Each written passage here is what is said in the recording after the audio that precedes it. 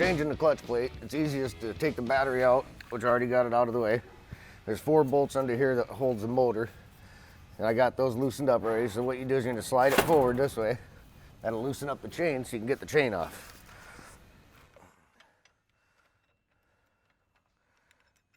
And the easiest way to loosen this up is have yourself a screwdriver or something. Stick it inside the sprocket here.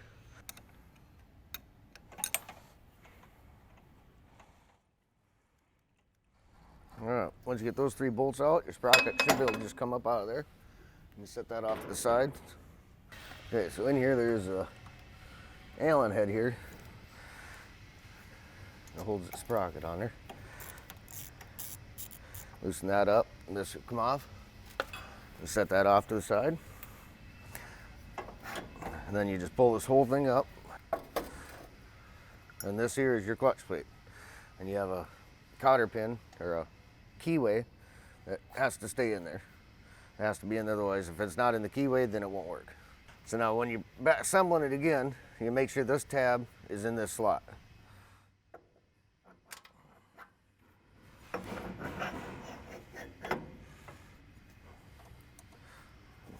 And make sure your keyway is in there. Make sure it's all the way down. Take the top part of your clutch plate. That'll go back down right over top of it. And once that's done, you go ahead and put this back on here. Make sure you tighten up that Allen screw so it can't move.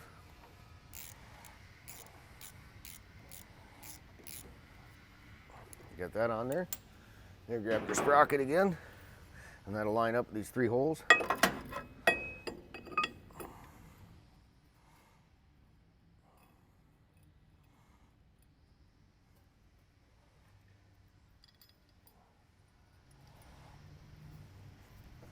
Easiest way to tighten it is doing basically the same thing you did before. Just use this as your holder so it can't move. Spin it around, do the next one. All right. And when you get that up there, then you grab your chain again. Get that back up here. We'll slide the motor back this way again. Once you get that on there, push the motor back. And make sure it don't come off the back sprocket too, like this again.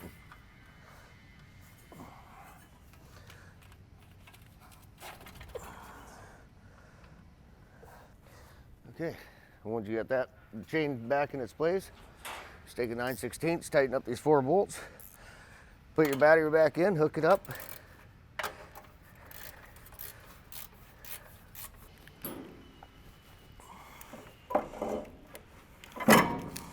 And there you go.